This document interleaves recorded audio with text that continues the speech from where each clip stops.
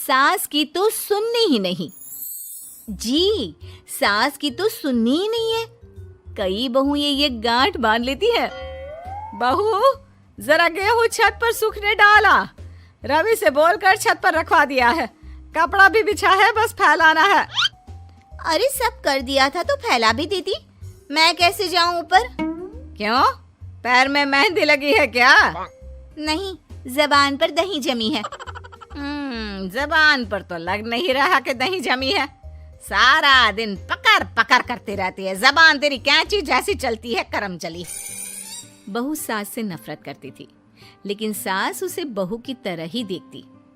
पता नहीं पापा ने क्यों इस घर में मुझे बिठा दिया। बोला था साफ साफ, नहीं होता मुझसे ये सास ससुर वाले घर में रहना। अरे बाहर पैकेट में मिलता है आटा, तो क्या जरूरत है गेहूं पीसने की। अरे यार, इन लोगों का तो हिसाब किताब समझ में नहीं आ रहा मुझे। तभी सास आ जाती है। बहू, वो पंखा देख कितना गंदा है, जरा साफ कर दे चढ़कर। तेरे ससुर जी नहीं कर पाएंगे साफ। अरे माँ जी, ये सब लड़कियों के नहीं आदमियों के काम होते हैं। कल इनसे करवा लेना, मैं चली सोने। सास को समझ में नहीं आता है कि वो बहू को जो काम बोले वो करती क्यों नहीं है। बहू, शाम को शादी में जाना है। मेरे बहन की बेटी की शादी है, तैयार हो जाना। ना ना माँ जी, मैं तो नहीं जा पाऊंगी। मेरा सीरियल आना है, मैं नहीं जाऊंगी। बहू, आज खाने में भिंडी बना देना, बहुत दिन हो गए हैं। बहू जो उस वक्त बैठकर भिंडी काट रही होती है। माँ जी, मैंने तो परवल बना दिया है, भिंडी कल बनेगी। बहू, नॉनवेज खाना है। माँ जी, आलू बनेंगे। बहू, आज काले कपड़े नहीं पहनना। मैंने तो साड़ी पहन भी ली है। बस समझ लीजिए, यही जिंदगी थी इन सास बहू की, जो कुछ ना समझे ना कुछ कहे। सास परेशान हो जाती है, उसे समझ में ही नहीं आता कि भला बहू से कैसे काम कराए। वही बहू बड़ी आई मुझे कंट्रोल में करने वाली। अरे मैं तो किसी के हाथ नहीं आने वाली। अब क्या था, एक रोज बेटी घर आती है, जहां वो भाभी और माँ के बीच के रिश्ते को देखकर काफी परेशान हो जाती है। ये क्या है माँ, ये भाभी तो तेरी कोई बात नहीं मानती, तुझे दिखता नहीं है क्या? हाँ, लगता तो मुझे भी ऐसा ही है, लेकिन समझ में नहीं आता क्या करूं। कैसे समझ में नहीं आता? सब दिख रहा है माँ।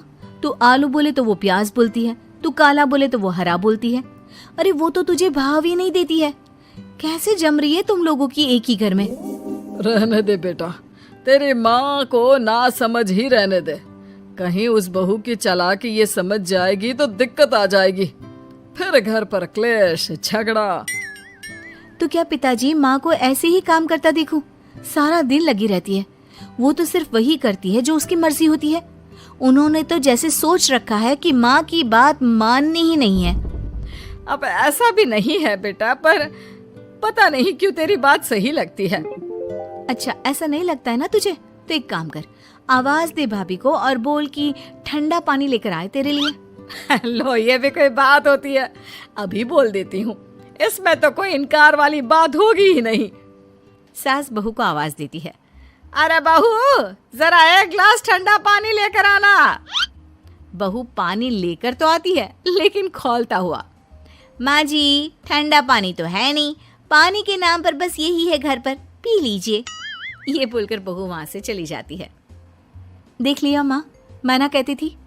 अब और देख, अब तू भाभी को बोल कि आंगन की लाइट जो बंद है उसे जला दे, क्योंकि बाहर अंधेरा हो रहा है, शाम का वक्त है।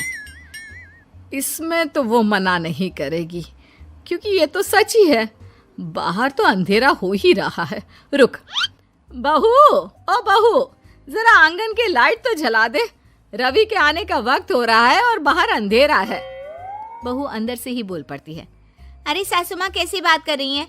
उनकी कार की लाइट होती है ना, वैसे भी बिजली का बिल बहुत आता है, मुश्किल होता है।